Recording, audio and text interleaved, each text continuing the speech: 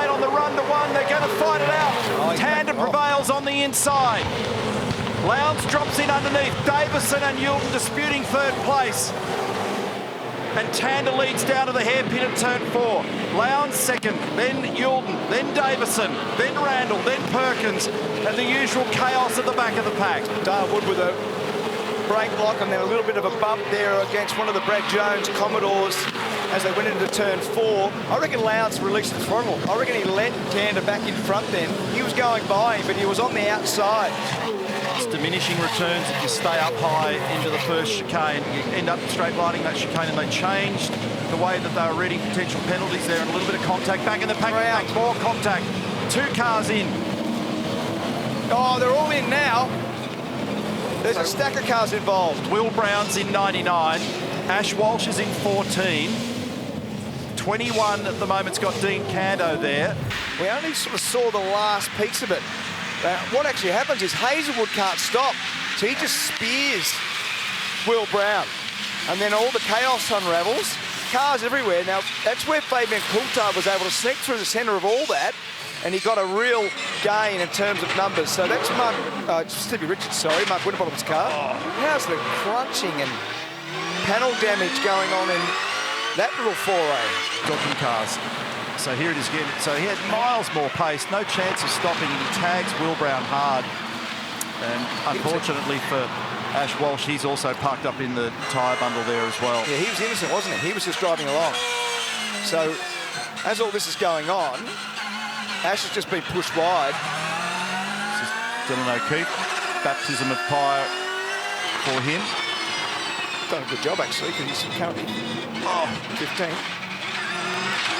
And the cars that emerge out the other side of that, battered and bruised.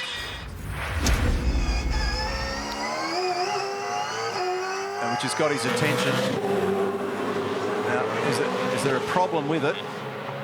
It's actually not locking, is it? Was it locked okay now? We've seen a bit of this so far this year. Well, and they had drama at the end of the stop. So the car controller, he was there at the front. So Macca was there at the front. But we had helmet cam on the driver assist. And he had a drama at the end of the stop. The door wouldn't close properly, and it was never closed properly.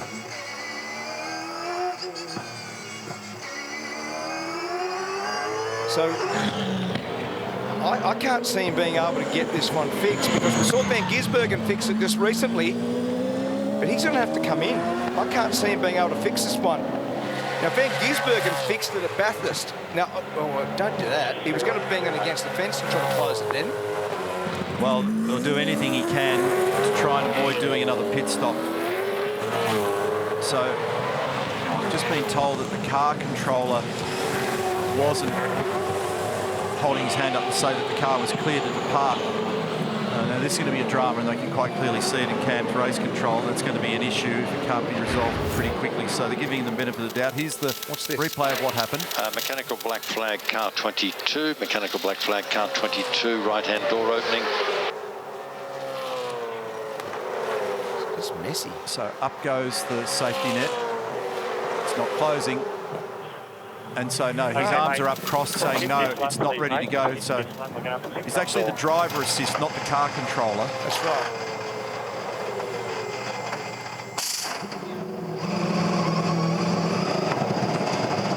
Yeah.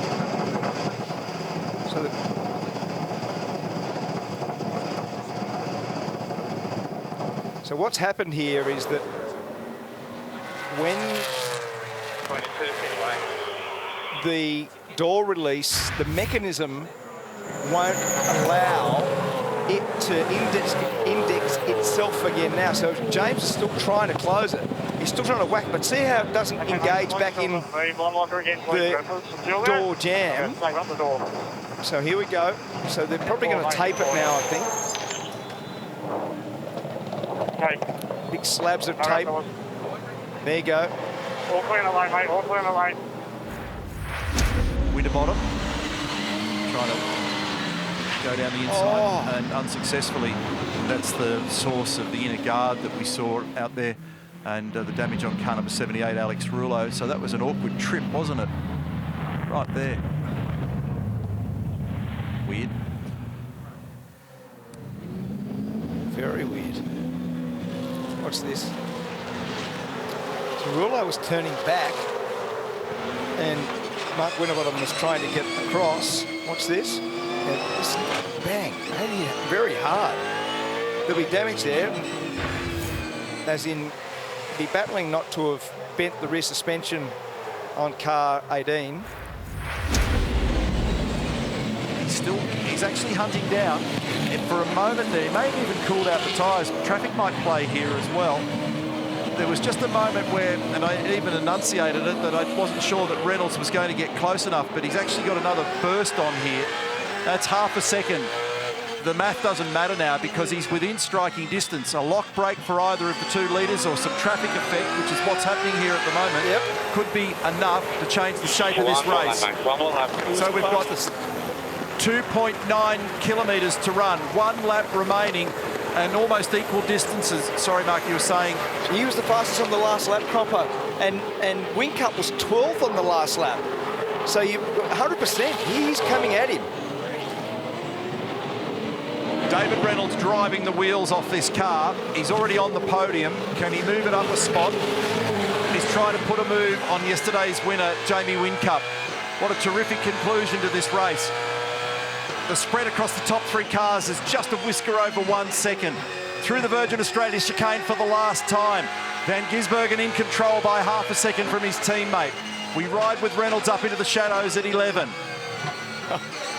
Look at Jamie on the back of Van Gisbergen saying, come on, mate, let's get on with this. Absolutely glued to him. Nobody can afford a mistake with only a couple of corners to run. If they do, the game's going to change rapidly. Kostecki in the foreground. Van Gisbergen lines it up out of the last corner. He's all but closed the deal, but only just because Whincup has had a crack with the throttle. They slide out of there, but Shane Van Gisbergen is going to get this done.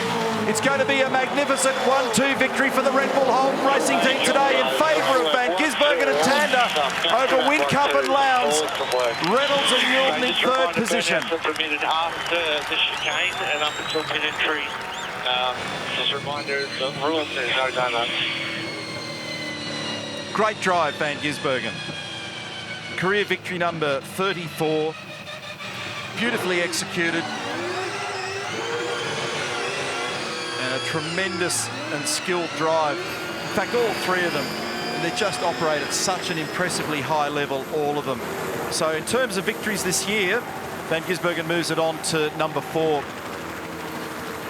A thoroughly enjoyable pressure motor race in the end. It was a beautiful drive and great effort by both the co-drivers in car 97 and 888, and the signature moves that Van Gisbergen's become famous for, the big burnout at the end.